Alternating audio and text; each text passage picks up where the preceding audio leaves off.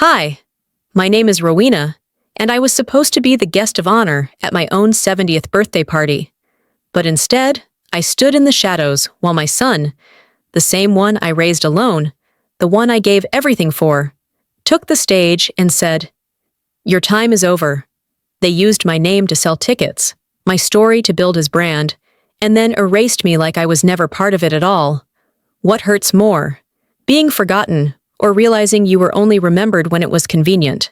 The wind caught my shawl as I stepped out of the car, clutching the small gift bag I'd brought for the event planner. I'd spent days finding the right dress, nothing flashy, just something respectful of the moment. It wasn't every day you turned 70, and after 4 decades of raising a son, running classrooms, and holding a family together without ever asking for much, tonight was supposed to be mine.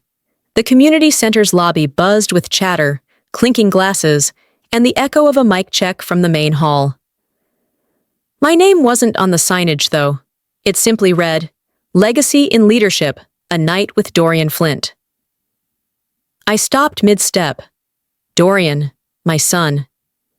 I told myself maybe it was a theme. He'd be honoring me as part of his own success. Still, something inside me twitched. A tightness in my stomach I'd felt before, usually when I'd gotten news too late to stop anything. Inside, golden balloons lined the ceiling. Tables dressed in navy and silver shimmered under soft lights. A slideshow played across the big screen at the front. Photos of Dorian at every stage, as a toddler with chocolate on his cheeks, as a college grad with arms raised in victory, as a man shaking hands with CEOs. There wasn't a single photo of me, not beside him, not behind him, not even in the background. I stood there, stuck between hope and the truth. People passed, smiling politely, nodding vaguely in my direction. Few stopped. One of my former students, a bright young woman named Alana, approached with hesitant eyes. "Ms. Godsey?" she said, almost whispering. "I didn't know this was your son's launch event. I thought it was for you." I gave her a smile too thin to hold meaning. So did I. The printed schedule on each table confirmed it. Every segment, every speech, every toast belonged to Dorian. My name was nowhere. Not in the welcome, not in the program, not in the acknowledgments. A tech assistant came by, adjusting lights. I cleared my throat. "Excuse me, I was wondering, was there a moment for a parent to say a few words?" He blinked. I'm not sure, ma'am. Everything goes through Dorian's team. They didn't mention anything about that." So I found a seat. Not at the head table. There wasn't a seat for me there. I ended up near the back, close to the catering station. No one asked why. No one even glanced twice. People took photos with my son. The MC flattered his self-made brilliance. I watched them all beam while I sipped lukewarm coffee. My son had become the man everyone wanted a piece of. I was just an ornament, a relic they didn't polish. And as I sat in the shadows of what should have been my own celebration, a memory clawed its way back. I'd once stayed up all night editing his first college essay. He'd panicked over a prompt, frustrated and snappy, while I combed through his paragraphs with red ink. I didn't sleep. I didn't eat. But he passed, and never mentioned me in the thank you speech at his award ceremony. I told myself then, he's young. He'll remember when he's older. I paid for his first public speaking course, too, the one that turned him from a mumbler into the man now captivating a crowd. And I did it without asking for credit, just praying he'd find his voice. But now even his voice didn't carry my name. The MC took the stage. Tonight we honor a visionary, a man who rose from humble beginnings to redefine leadership. But none of this would be possible without the woman who raised him. The applause came fast, loud. Everyone looked to the stage. No one looked at me. No name, no introduction. Just the woman who raised him. Then someone leaned down toward me. A woman in a sequined blazer, someone I'd never met. "Excuse me," she whispered kindly. "Are you Dorian's former assistant?" I stared at her. I opened my mouth, then closed it again. What was the point? I nodded. She smiled and walked away. My fingers curled around the paper napkin in my lap until it shredded. Eventually, I stood, unnoticed, and slipped toward the door. Outside, the night was cooler than expected. I rubbed my arms. Dorian's voice still boomed inside through the speakers, confident and strong. The crowd roared. I looked up at the marquee once more, the banner flapping in the breeze, his name in bold letters, mine nowhere. And quietly, just to myself, I muttered, "They took my name off the cake, too." I hadn't moved far. Just outside the main entrance, past the hedges, I found a bench near the garden walkway. The kind with chipping paint and a plaque that read, "In memory of Harold T." I didn't know who Harold was, but I figured he'd understand a woman needing a moment. I sat down slowly, easing my purse onto my lap, the applause from inside still bleeding into the night air like a wound that refused to close. My chest ached, not from exhaustion, not from age. It was the ache that comes from watching yourself disappear in real time. There had been no chair at the table for me, no microphone, not even a name. Just noise, all of it wrapped in my son's charm and ambition. I stared down at my hands, steady, veined, purposeful. These hands had cooked his meals, stitched his costumes for school plays, ironed every shirt for every college interview. Now they trembled, not from weakness, but from restraint. I should have left. I even stood to do it. But my feet wouldn't move past the first step. I wasn't ready to walk away, not yet. Footsteps approached, quick and deliberate. I knew that rhythm. Dorian never dragged his heels. His voice followed soon after. "There you are!" I turned to look at him, half lit by the outdoor lamp. He didn't smile. His expression wasn't concern. It was control. Like he was managing a situation, not greeting his mother. I just wanted to say thank you for being here. Optically, it was the right thing. I blinked. Optically? Yeah, he said, rubbing the back of his neck. You know, people expect it. You show up, everyone nods, the legacy looks clean. My lips parted, but no sound came out. I thought maybe he'd say something, anything remotely human. But instead, he adjusted his blazer and added with surgical coldness, "Your time is over, Mom. This is mine now." The words sliced through me, not because they were loud, but because they were true. He meant them. With every breath, with every shrug, he was carving me out of his story, and he didn't flinch. I felt the air leave my lungs. I didn't cry. I didn't slap him or scream. I just stood there, swallowing every memory that suddenly tasted bitter. The nights I'd spent writing checks for tuition while skipping my own dental appointments. The mornings I'd read him poetry over breakfast, even when he rolled his eyes. The times I stood up for him when even his father had walked away. He waited. Maybe for a reaction, maybe for forgiveness. I gave him neither. I walked past him, brushing his shoulder ever so slightly.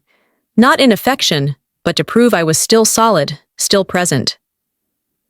Outside the hedge, a young couple chatted near the valet stand. As I passed, the woman whispered to her partner, "She must be with catering." I didn't bother correcting her. I kept walking. I circled the building once, slowly, forcing my breath to match my pace. The cool night air bit at my collarbones, but it steadied me. There was no use running now. No scene to make. The damage was already etched in stone. But deep down, I wasn't broken. I was focused. This had been building for years. I remembered my retirement party, the tiny school gym filled with students and staff. My name spelled wrong on the banner. Dorian had interrupted my speech to make a joke about old people refusing to let go. Everyone had laughed. I had smiled. I shouldn't have. He was already learning how to steal a spotlight. Now he'd perfected it. When I reached the side patio, I paused beneath a creaky string of lights. My phone buzzed in my purse, but I didn't reach for it. Instead, I pulled out my glasses and unlocked the screen. I opened the voice memo app. My thumb hovered over the red button. Part of me hesitated. What would I say? Who would listen? But I pressed record anyway, because maybe it wasn't for them. Maybe it was for me. I didn't press stop, not until everything had been said. I returned to the hall with the kind of quiet that makes people overlook you entirely. No one looked up. No one noticed the woman who just walked out of her own erasure. The door didn't creak, the music kept playing, and the conversations at the tables rolled on like nothing had happened. My original seat was gone. A woman in a lavender wrap dress now sat there, sipping wine, laughing at something a man beside her said. I scanned for a staff member, maybe to ask, then stopped myself. Why bother? I chose a chair near the back, half shadowed by a tall floral arrangement. It smelled like synthetic orchids and forgotten effort. A click from the AV booth shifted the room. The lights dimmed, and a large projection screen came to life. Legacy, the title read in gold script, a vision realized. The slideshow began. Images of Dorian at age 5, holding a makeshift microphone. Dorian at 10, on stage at the school play. Dorian in a crisp blazer, arms crossed confidently in front of a startup office. The voiceover followed. From humble beginnings to national recognition. 2 minutes passed, maybe more. No trace of me, not in the backgrounds, not in the photo captions, not even a fleeting mention in the narration. It was like he'd been raised by ambition itself. Then, finally, a photo of me flickered onto the screen. Blurry. I was off to the side, caught mid-blink, barely in focus. The caption beneath read, Early Years. That was it. Not Mom, not Rowena, not even his mother. Just early years.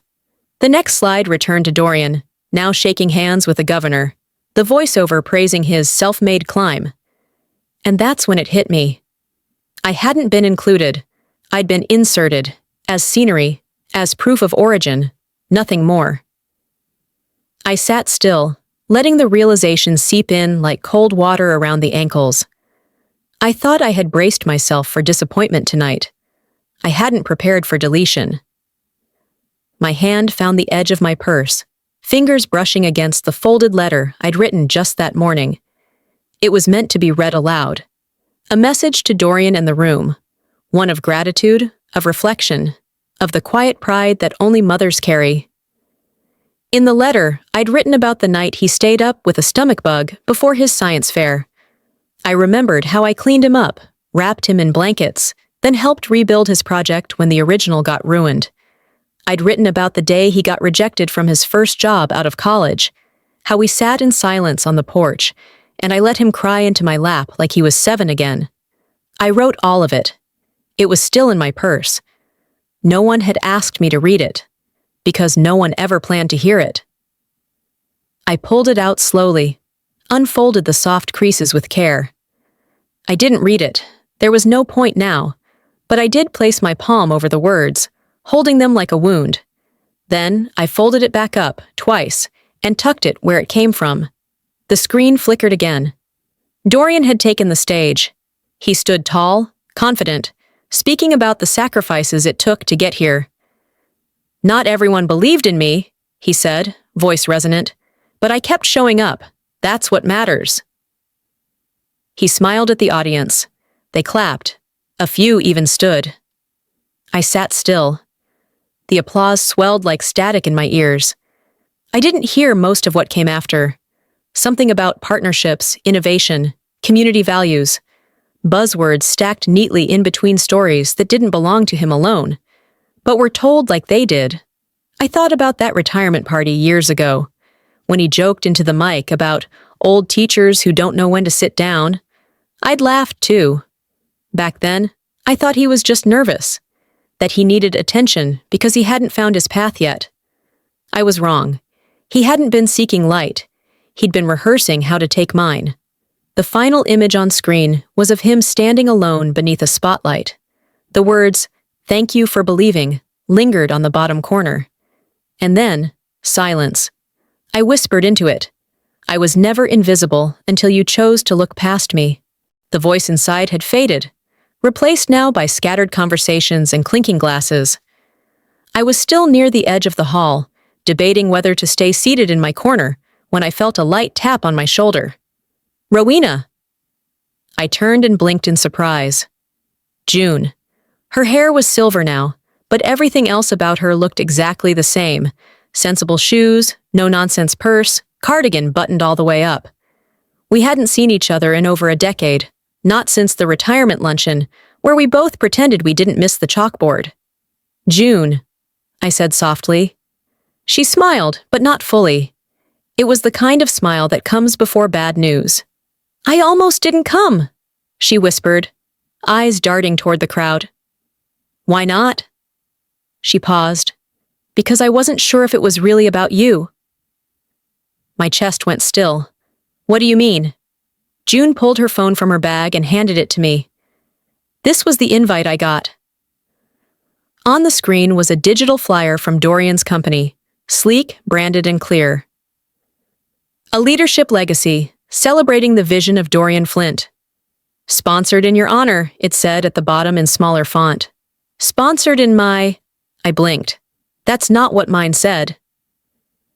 I reached into my purse and pulled out my own printed invitation. "An evening of reflection, a celebration of legacy," it read in gold script. The focus had clearly been different. Mine was vague and personal. Hers was corporate and clear. "So that's why there's a press table near the front," I muttered.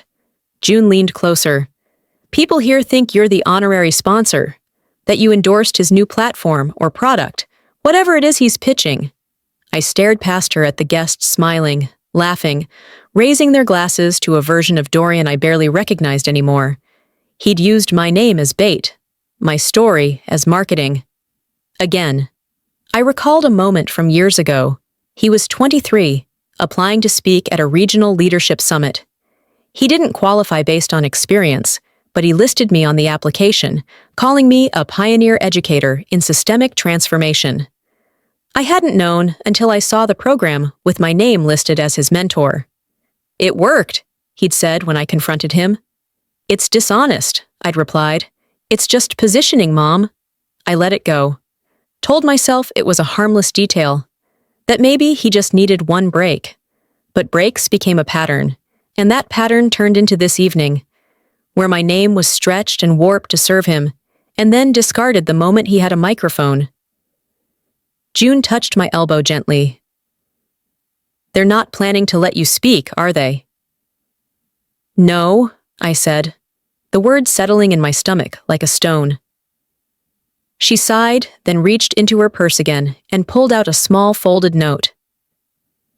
"If you need a mic, I know where the spares are kept. I told the AV tech I might need one for a reading. He won't question it." I took the paper without unfolding it. "Why are you helping me?" June's smile returned, this time just a little brighter. "Because when I was scared to push back, you told me silence never won anyone's respect." I closed my hand around the paper. "Thank you," I said. "You just confirmed what I needed to know." My heels made soft sounds on the marble floor as I walked away. Not toward the bar, not toward the bathroom, but toward the hallway, toward the stage I wasn't supposed to reach. The hallway June had pointed to was dimly lit, flanked by storage closets and a stack of unused chairs. I moved with purpose, heels clicking just enough to echo, but not enough to alert. One door stood slightly ajar, marked AV storage. I nudged it open.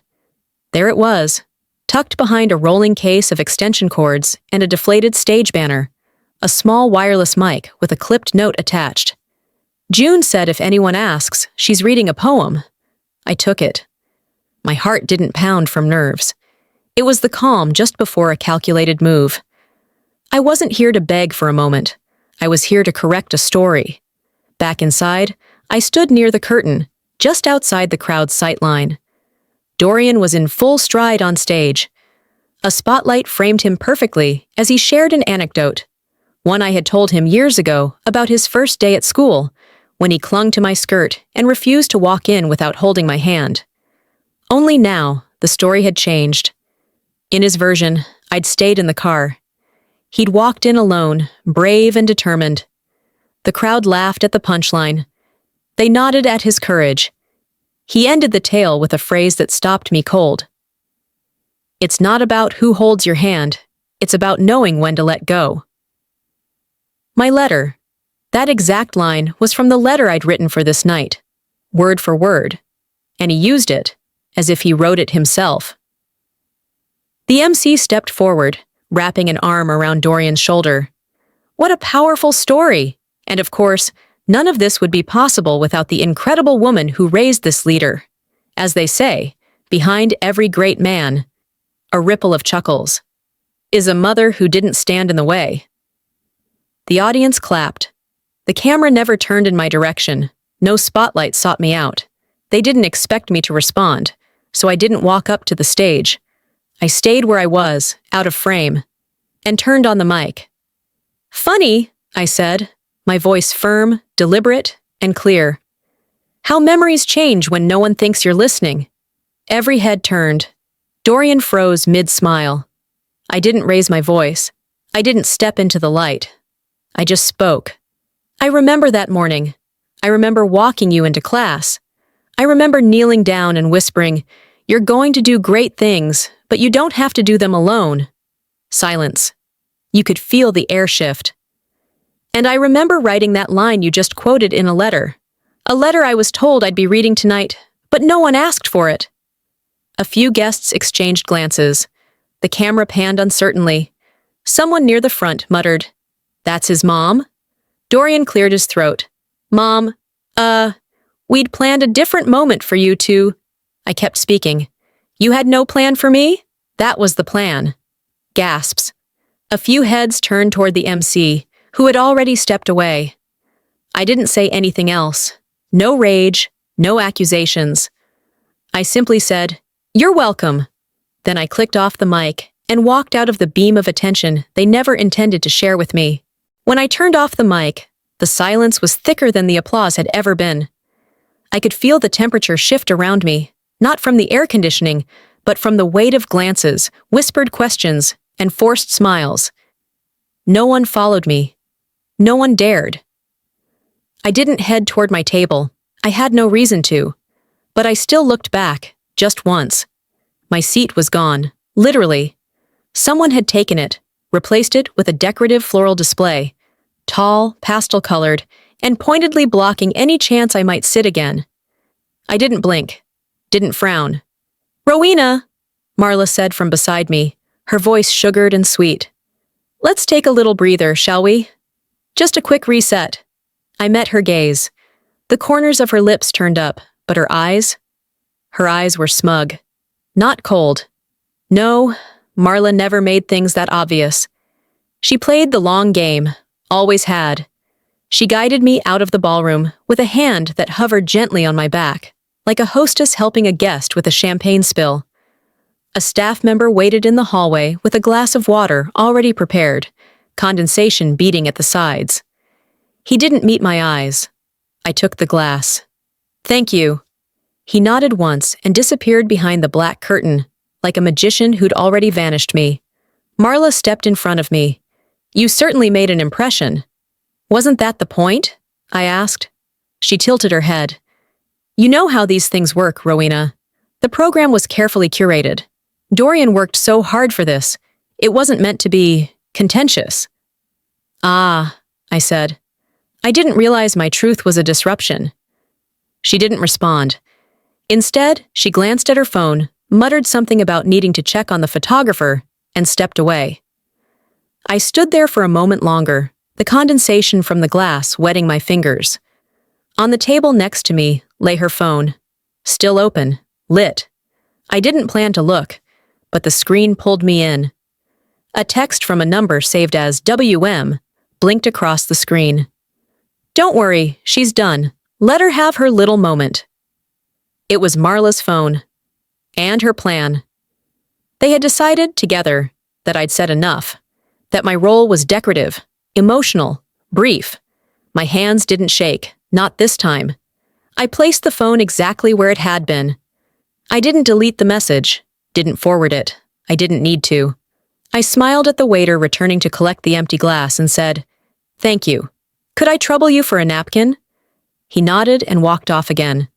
While he was gone, I reached into my purse, pulled out my phone, opened the voice memo app, then paused.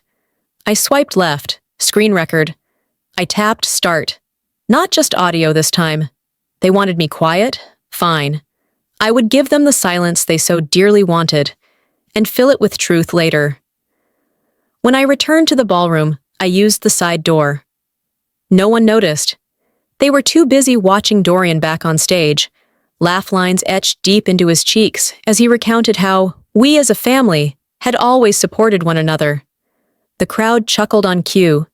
He looked polished, rehearsed, and completely unaware I was watching from behind the pillar by the stairs.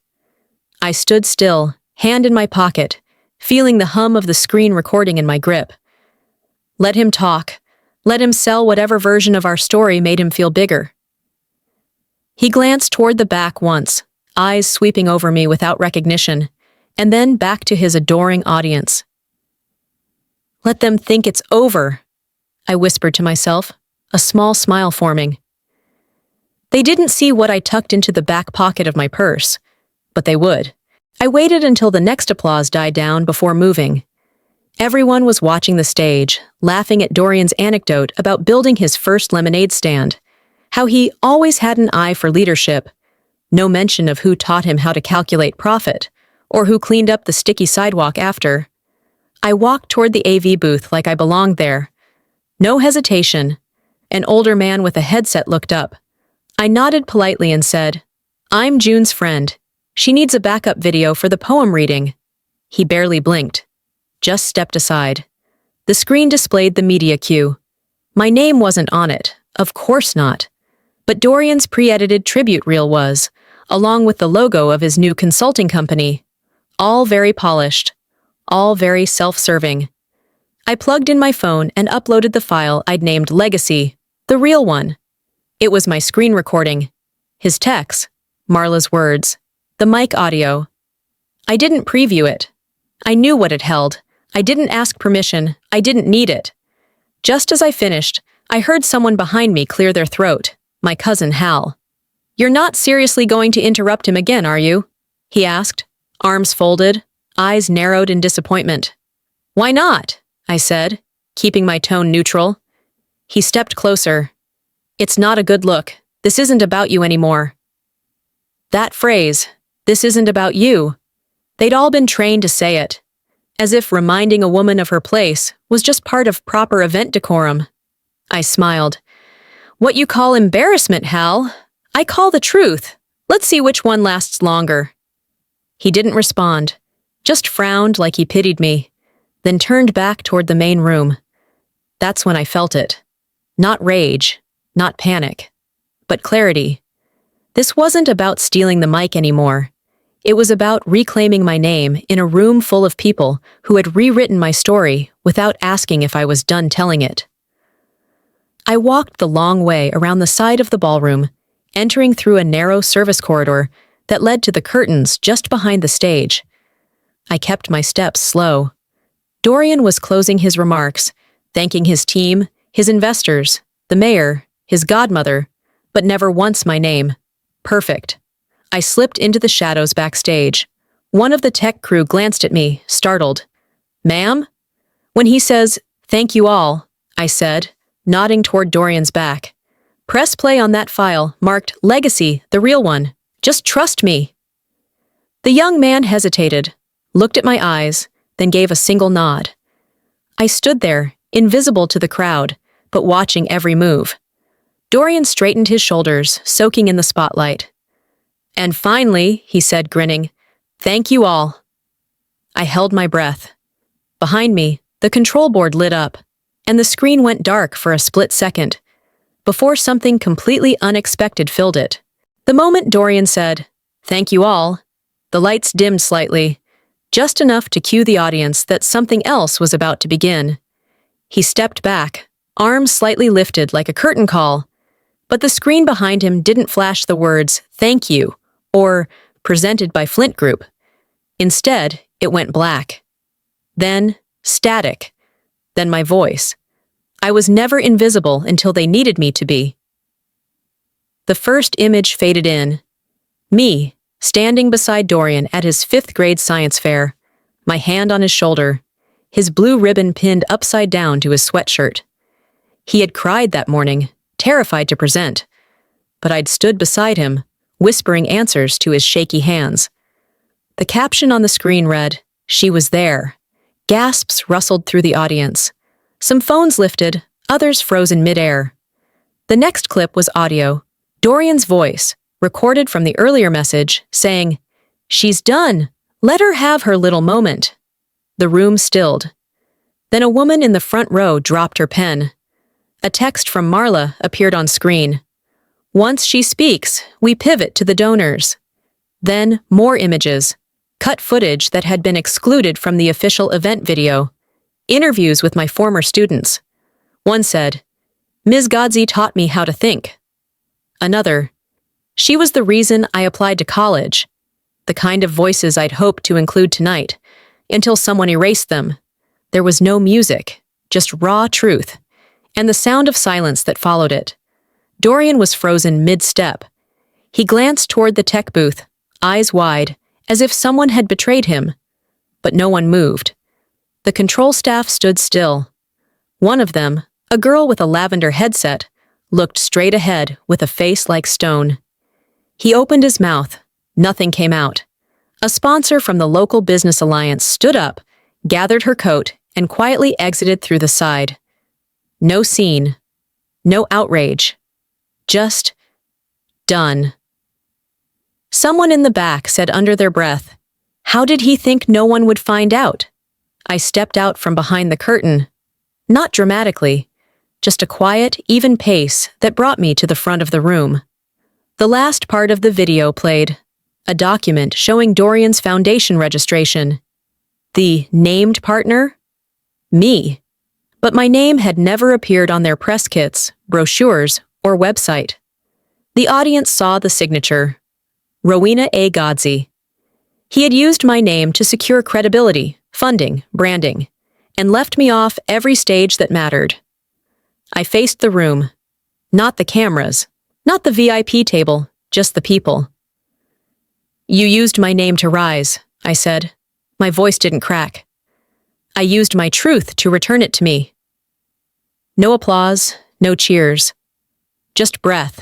Collective, thick, held too long. I didn't wait for permission to leave. I turned, walking straight through the center aisle. Guests parted, giving space like I was something sacred or untouchable. I didn't look at Dorian. I didn't have to. Halfway to the door, a man with a media badge stepped forward. "Ms. Godsey, may we—" "No interviews," I said firmly. "My story's already been told." The doors opened. Cool air hit my face. And as I stepped onto the front steps of the venue, someone, a woman I didn't know, maybe late 20s, holding a program, paused and said, "Thank you for showing us what dignity looks like." I didn't reply, but for the first time in years, I walked without wondering who I was. I woke early the next morning, long before the sun warmed the edge of my kitchen windowsill. No alarms, no noise, just the quiet hum of stillness, the kind that doesn't demand anything of you. I let the kettle whistle and poured myself a cup of tea, letting the steam rise and curl around the ache that had finally started to loosen in my chest. No one was calling to ask for a quote. No more lights or lenses waiting to catch me mid-expression. I didn't need to be on, I just needed to be present. And for the first time in a long while, that was enough. Birds chirped near the feeder I hadn't filled in weeks. I made a mental note to grab more seed from the store.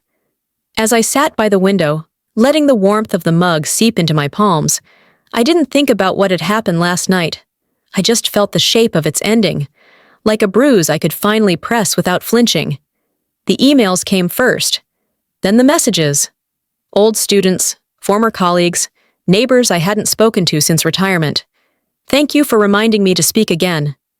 I used to think my silence was maturity. Now I know it was fear. A local anchor left a voicemail requesting a sit-down. "Just 15 minutes, Ms. Godsey. Your voice matters more now than ever." I deleted it. I wasn't looking to go viral. I wasn't here to build a platform. I'd already lived my life once. This time, I just wanted to live it fully. Later that afternoon, a package arrived on my doorstep. No return address, but the handwriting on the front, familiar in its meticulous strokes, told me who it was from.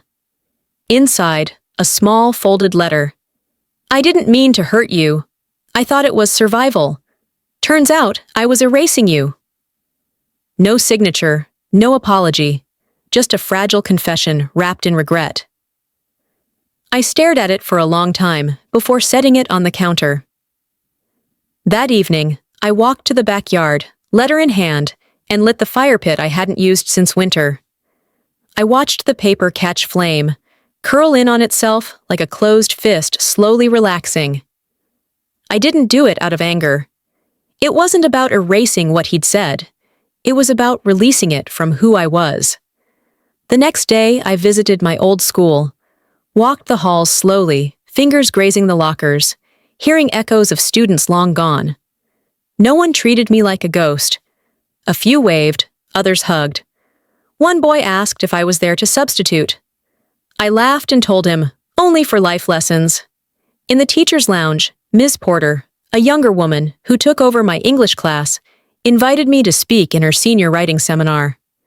"We're discussing voice," she said. "How do you write truth when you've been silenced?" I smiled and replied without thinking, "You don't write to be remembered. You write because it remembers you." That afternoon, back home, I sat under the oak tree in my backyard. The same one that Dorian had climbed when he was 6, falling once and scraping his elbow. He cried and accused the branch of betrayal. I remember sitting him down and saying, "Sometimes you fall not because the tree failed, but because you stopped paying attention." The wind rustled the leaves above me now, soft and knowing.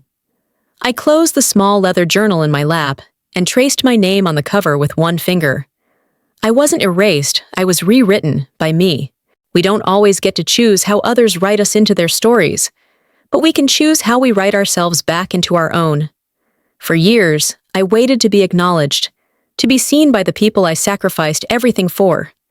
And when that moment never came, I learned something powerful. Dignity doesn't come from applause, it comes from truth. If you're watching this and you've ever felt erased, overlooked, or rewritten by people who should have stood beside you, know this: your voice still matters. It's never too late to reclaim your narrative. Not for fame, not for revenge, but for your own peace. What about you? Have you ever been written out of your own life? Have you ever had to choose between staying silent or speaking up for your truth? I'd love to hear your story. If this video touched your heart, leave a comment with a 1, or tell me where you're watching from. And if it didn't resonate with you, I still want to know why. Let's talk about it. I read every message. If you haven't already, hit that subscribe button so you don't miss the next story. We've got more truth, more strength, and more voices that deserve to be heard.